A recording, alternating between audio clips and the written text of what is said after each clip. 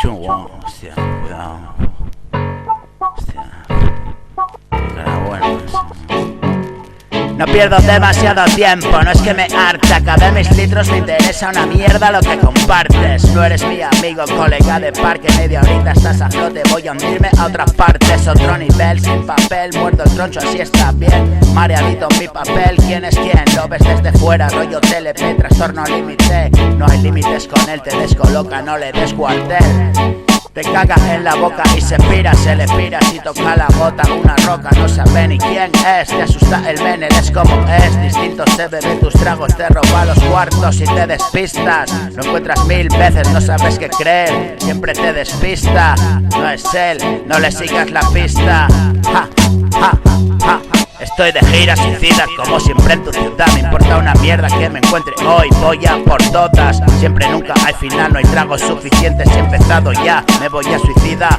Me suda la polla una vez más. Esa chutica Rubicen que trae pa' acá. En la mano ya está, toda llena de postillas. No atiño una que mata. Senta bien chaval, conoces el flac gordo. Como Gordon en la plana. Que importa más mañana para el centro, hoy voy a aprovechar. Ya, así me mate de una vez. Quítate del medio, es lo que yo quiero hacer. Apartarte es otro nivel. Programa pa' correr, tus lanzadas me las sudan bien. De vuelta a casa déjate la lata media, mira tú que bien. Lleva el sol toda la mañana esperándome. Que haya abierto men, que me miran men.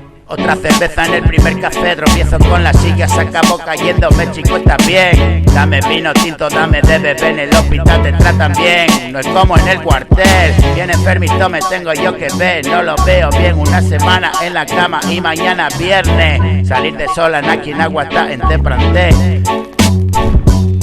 Tú andas por las ramas, yo voy a bloquear. Si me duermo en tu bloque ya despertaré. Morato con razón por ir de café, pero nunca aticé a una mujer. No necesito tu ayuda, estoy contento aquí debajo el seto. Amanece en comisaría con el culo abierto. Estos sí que están enfermos.